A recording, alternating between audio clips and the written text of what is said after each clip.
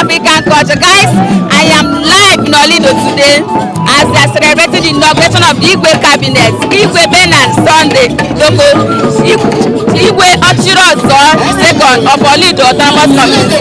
Guys, I am here live to witness, as you can see. They are all here to celebrate the Igwe today as they are inaugurating the Igwe cabinet. So guys, when it's talk of culture, guys, live I am here.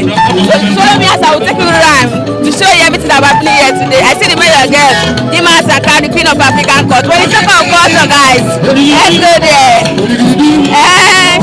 When it's talk of culture, guys, Nsukka to give everything that has to do with culture, the best as it is in Igbo land. Let's go there. This is a cultural troop from Enugu State Ministry of Culture and Arts. They are here live. Let's see what they have for us here today. As we are celebrating the coronation of the Igwe of Olido.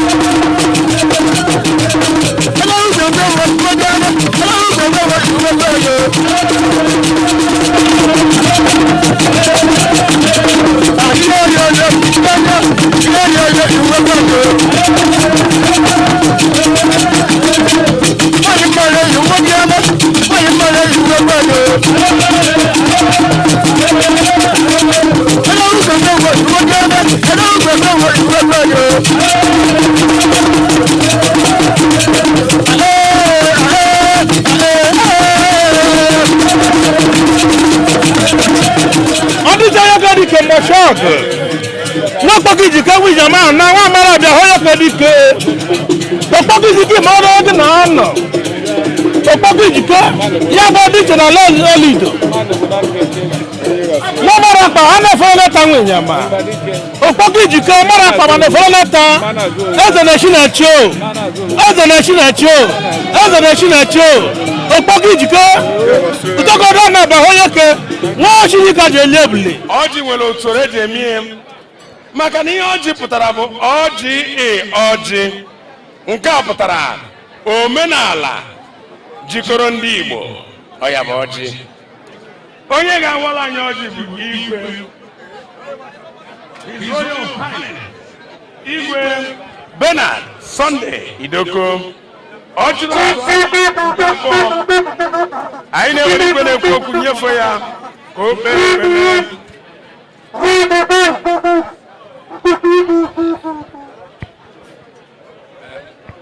ndị banye ekele nụ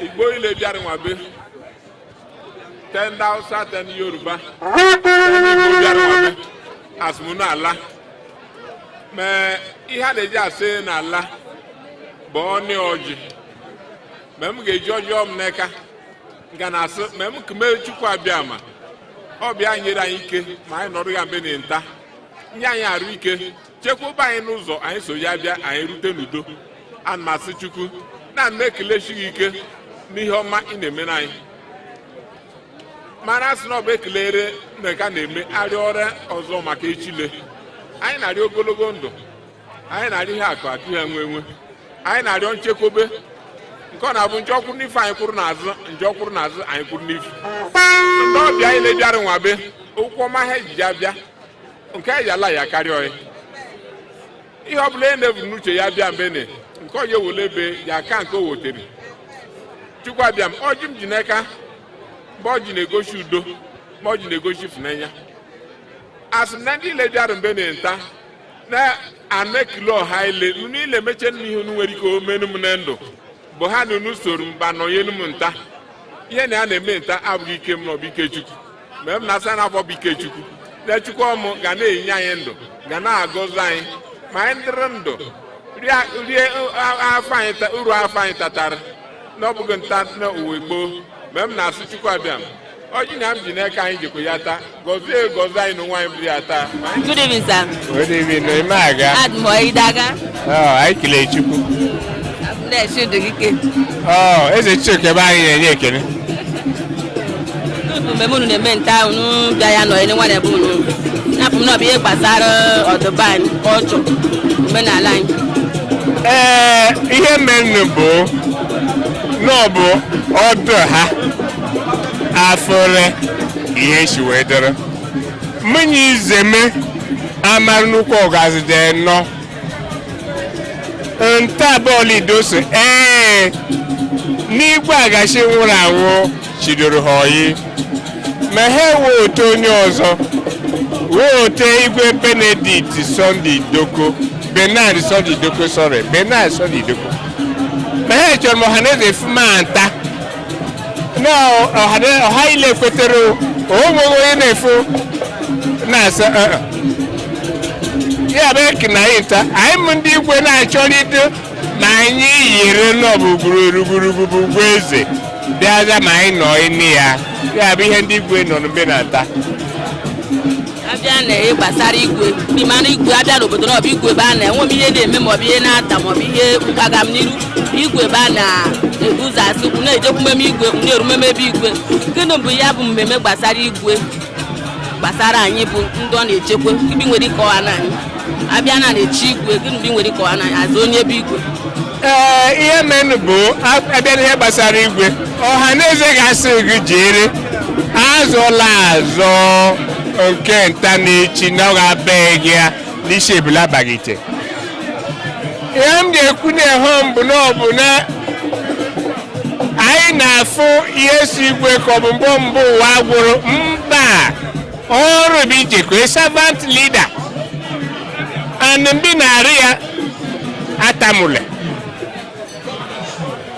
asịrị na ebe na-amaghị na ha bụ ọdụ mbi jeko ya anụ from onyera numa from onye adọghị nụmụ ihe siri na nyasị nụmụ ihe ji na nwunye ejije enwe nsogbu iji abụrịrị ya ewotu ụbala mmadụ na ha abụọ ọdịnihu o nwere taịm na-asị na taịm gị ụbọ ma onye nọ n'ime obodo last part of the government enwere federal gọọmenti enwere steeti gọọmenti enwere local gọọmenti mere enwe community gọọmenti ọ ga-agụ bụrụ na onwere ndị na-agba ote gbajere ebe igwe n'onwere ndị ga-ama gị bịara n'obodo gbajere ebe igwe ma igwe nwere ike eme onwe ya mere ekwete menibe igwe gị bụ jakujie so onye na-efe asị nọ ya bụ igwe ọha na eze kwade n'ọdịghị ize anyị mgbe anọghọ ma mị agha anọ m ya afọ 6 ama afere m ihe dị na onye nke gị bute onye ma ọ bụ ya isi na ọya bute onye nke gị bịa mere ka agba mgbe okpuru ma oro gọọmenti emeghị ihe na-atụ anya gbasara ndị igwe ọ bụrụ na na-eme ihe m ji awa ọjị na-eme otu karịrị 500,000 ole ebe a na-anụ m were wee nọrọ so anyị na-arịọ ndị fumendazụ bụ ndị anyị na-edu odudu n'ọbụghị ọchịchị ndị anyị na-edu na ndị nufuziri anyị ji ere mgbe ivera ọchịchị obodo na ọbụnye ndị igwe sekuriti ndị igwe ha nwere ndị na-ezite na ha bechere ha na-akwụ ụgwọ ka ọ bụ ihe akwụ ụgwọ nke ga-ezule na ịkpọta onye echeghị ya akwụ ụgwọ so anyị na-arịọ ọha na eze ma anyị lechie ka ma anyị lenyere na na-emedome nọ ya dọọ. Good evening, sir. Good evening.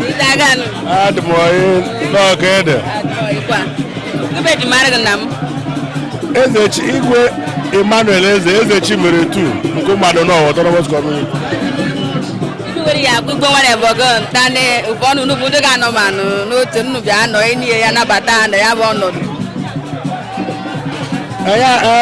Ihe m na-agwa ha na-agwagọmarị dị ya mgbe o chigburu egwu ọfọ ọ batara n'otu anyị na-agwagọmarị dị ya ka a na-emeghe n'igwe ka ọ n'igwe da-asọ mentani onwe abe a confirmụrụ na ọgaba igwe ya enwebe cabinet members anyị bụ ndị igwe anaghị eme ya anyị na-eji nwa ya aga ma a naghị eri orite eri ma a naghị eji ojete ejeri a agwagwo mmeri otu na-aịji aga n'ọbụ ha ile nwayọọ nwayọọ menta ba mara n'ọgaba igwe Olido o nweghị onye ya na-azọrọ ya anaghị sịrị na azụ a na-ekọnfam bụ na ọdụhọị ya wụghị ya bụ igwe nta adana m asị chukwu anya na omie na a na-eme nta ma ọ dịrị pọsịbụl na-arịọ ndị Olido mee na igwe Ochirozo nke abụọ na Olido rekọrọ n'ọwọtaba na-eji aga ha gbala ya mgbe okpuru ma eze mmechiele ya medore n'Olido ma Olido eze medore nne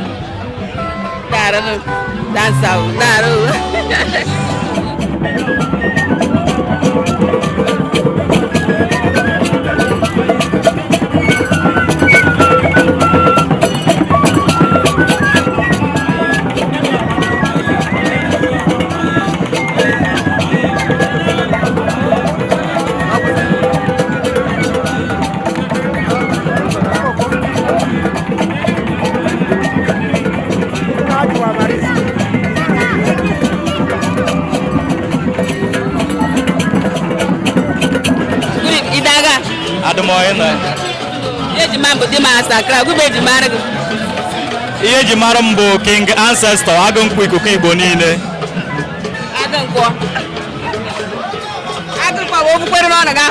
cha cha cha ozugbo ozugbo ọ na ga-anụ nchi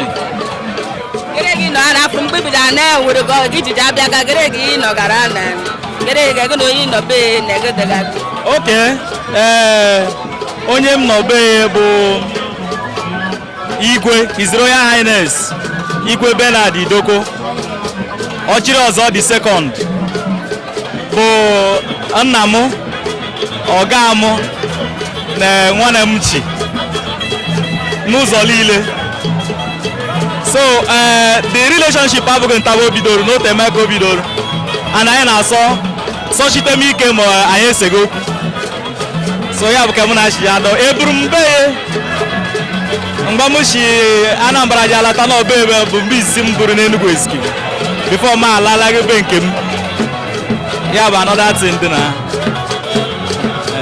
abịa na mmemme na anyị nọ na gịrị gị ji agwọta gịrị ji agbasa mụ na ego na mmemme na abịa na omenala na kọlchọ onye mara ọbịa kọlchọ bụ anyị nọrọ anụ ka o si ji agbasa anyị bụ na ihe a na-echi ya bụ igwe ihe echi memelekere oredi bụ igwe mee ka anyị mara na ana amụ eze amụ na anaghị eche eze echi anaghị eme eze eme na ana amụ ya amụ na anyị gbakọrọ ma ọ na chi nke ya abụọ akara aka ya atọ pe aga na ekpokọta esi nta ndị Olido niile ekpokọrịta esi n'ọbụ nta aba na iti ya igwe anyị lebe were obe ọma nabata ya kwete na anyị ji echi mana ofu ihe bụ isi mmadụ na ọja abịa igwe another thing bụ ya na ikwete na ọja abịa igwe so ọ bịa ekwete na ọja abụ ya bụ igwe anyị bịa zukọrọ nta sị ma anyị mere n'usoro ka omenala Igbo si ya ada ya bụ anyị nọ mbe eme nta abịa na abụ mmemme n'ime a na-abịa n'obodo na ọbụ igwe ebe a na-akpọ ife ọdụm asị na na-eme ihe na ayara onye isi asị gị jemebe igwe o nwere ihe na-ada asị gị jemebe igwe jemebe onye isi abịa na ihe gbasara igwe na omenala gụba na-ata anya n'eke onye igwe na-abịa na omenala n'obodo abịa na omenala n'obodo na igwe dịka gọvanọ ya bụ nọmba 1 citizen of the community ihe na-atụ anya n'eke igwe bụ nke izizi bụ udo mee ya bụ onye m ji udo jeje marụ because ama mara m ya for years so na ama m na ya bụ udo na onwere ihe n'ọbara ya nke ọzọ bụ dịka ehe ya shi ya dịrị Ochirozo ọ dị ya na blood she na-eshi nna ya na ọ bụ ihe dị ya mụbatara ya na ya na nke ọtọ bụ development na-eme expect na ya bụ igwe ga na-eme gọọmenti attract n'obodo ma gọọmenti bịa emepechere obodo one by one so no ya bụ the thing and the last one bụ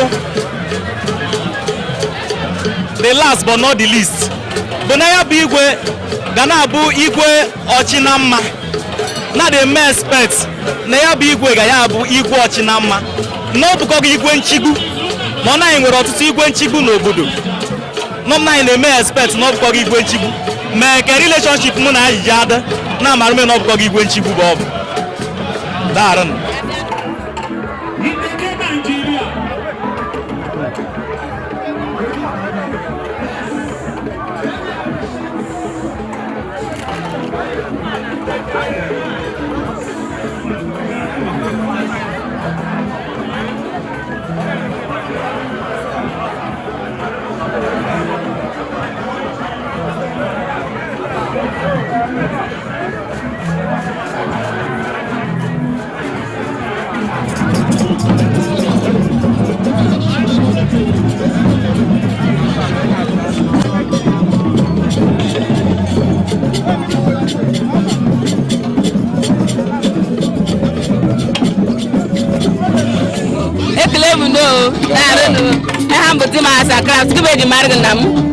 Mụ bụ Chief Ata Ignatius Agbawozi gị is one of Amanato.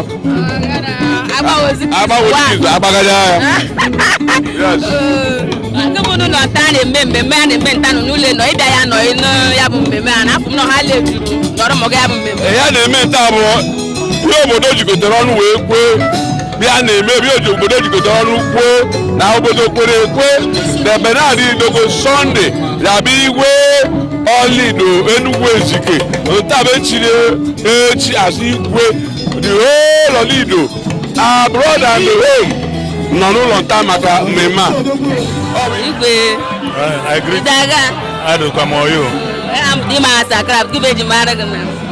Igwe Innocent Igwe Innocent Alachi Adogidu the second of honor the autonomous community of Ete. Yes. Wow. Then by the grace of God, the only Idoma Igala speaking language in Enugu State. So my community is very peculiar under Enugu State. We are the Idoma Igala speaking language non-Enugu State. And by the grace of God, now, by extension, it is not my mother's tongue. Here in Asuba with Doma and Igala. But by the grace of God, I can speak Igbo I speak Igala and I speak Idoma. So I'm a kind of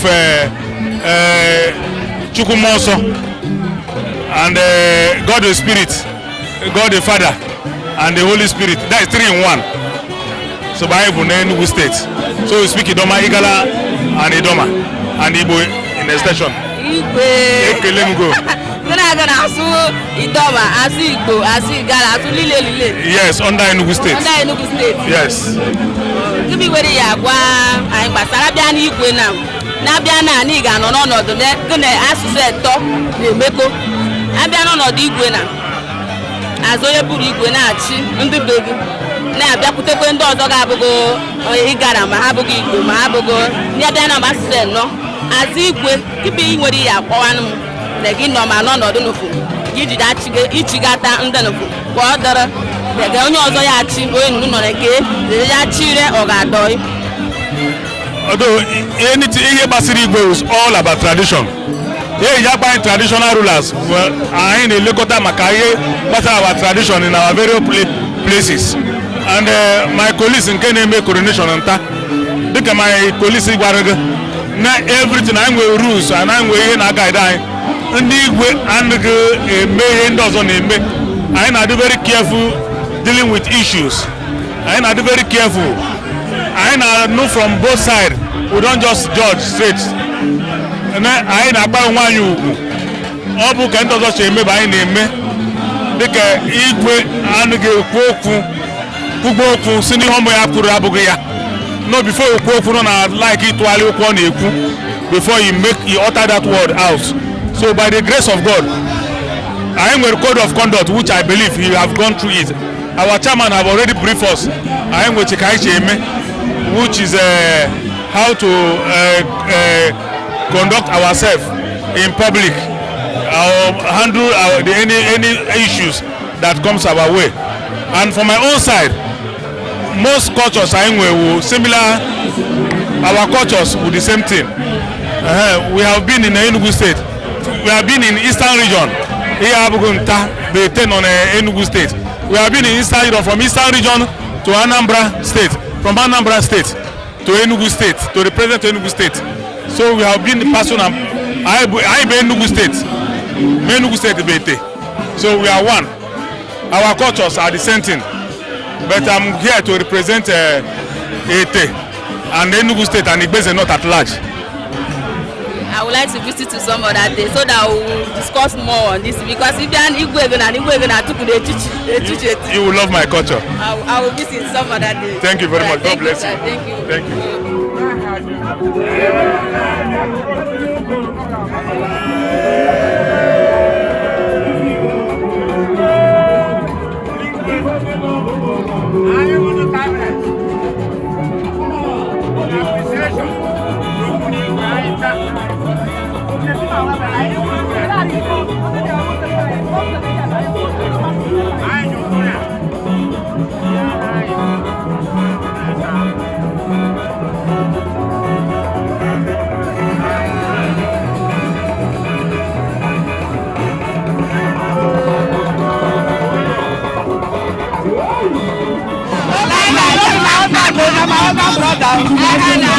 Brother is your husband, okay?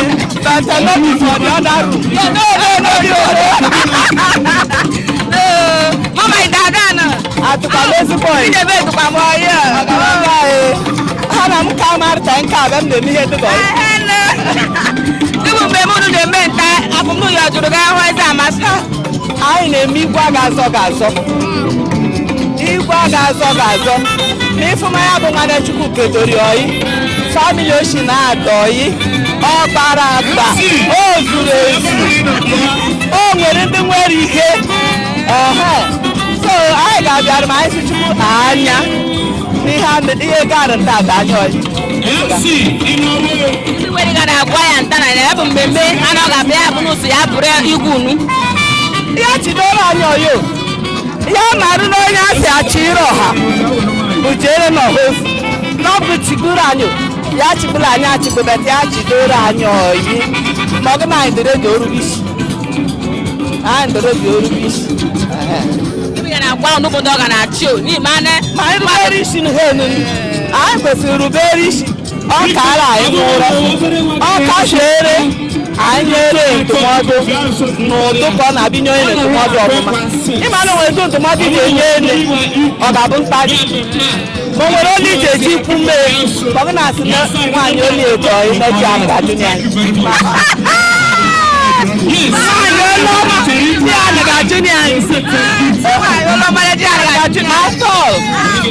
n'ebere onye ịnyara ịdọba na anọ ya arụgbali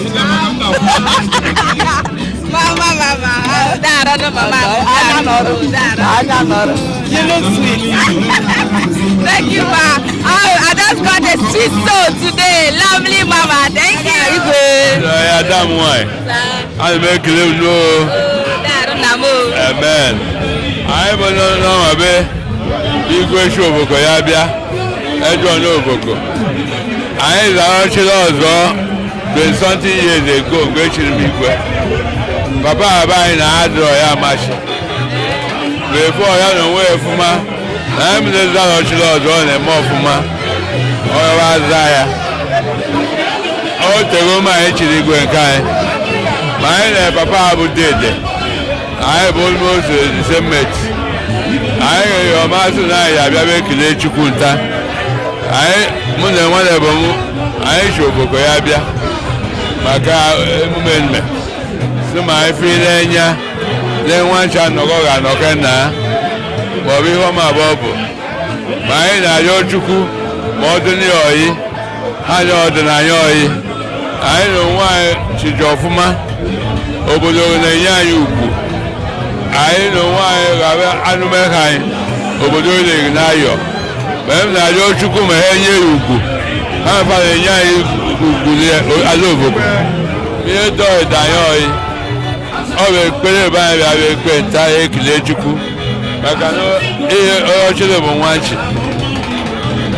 O bo nwanchi ba no. Ba o anom tengbo bia bezozi. Nso na ya bia be kile chuku. Na afọ na obodo Ofria n'enya eche gị Igwe ma afọ n'enya dị ga-enwe nsogbu Igwe na-adokwu a na-asị gboo bụ nke na-enye nsogbu aga na-agba gị mkpokpuru ya na-ezi etu oke menta ịfụ na-ala ebe na-echara acha mmiri abịaghịte ọ gosiri na Igwe enu ma ya amịta mkpụrụ na alịma ya dịnụgọ ya ada ihe ọma ya eso gọdụ Jesus. Give me where you are. Ni man is there na ya. Be Igwe 20 years ago. Give me where you are na. I know we Igwe na. I'm a guana. All the more from my wife and Enya. Let's talk about mom no doesn't like it. But you got them already. No, you're more from my Kalima. Magani Bajana. They shall have Hozara. Hozara 1960 something. Ochirozo na Loboko. Ha dire mo. Ye mo ibia na Loboko juma ye mo zere. O karia. Mo do parike. Brian the young. So ya no we na ze ane kan kwa le bute ma di homa. Ni na zoche ni ga na mefte agnafa. O de mani oyi na Jesus. Igwe Igaga na mo. The man no kedo. I'm putting my sakra go be di mari Igwe. Ile ji ba mu His Royal Highness Igwe Christopher Arwa of Autonomous Community. With 25 villages. And I heard of 25 villages. While Obollo has a road to 42. And I'm guarding 25. More personally, Igwe Voko. We just have to get up Voko made no only was at the body. More of the highest. So Ngojo was Agwaga. Now Bernard baseball man gata bebo. My in the gbogbo no. No ye more from my Kalibata na. Yellow way to careers woman to career issue. August I know do that. I command Chuku. I am not bad better. He let market with that. All the last night about coach. The Bob. And the last you can get Igwe. The best rule Obollo-Afor. Yeah, Rike. Yeah, Mamife. Oh, yeah, Olido Community. Last I just got going wine. Amen. Igwe. Idaga nam. The boy. Ye jimara mudi ma sakra, do jimara nam. Jimara bobo Israel and Igwe Igboeze. I'm looking one of a Pamodo autonomous community. Pamodo which yeah. Even where you are, Igwe Tana, Yabu Mane, Tana, Igwe. Yes, him now on throne to 2006. I take me from 2006 to 2025. Memo kana mnende bank kana medio fuma.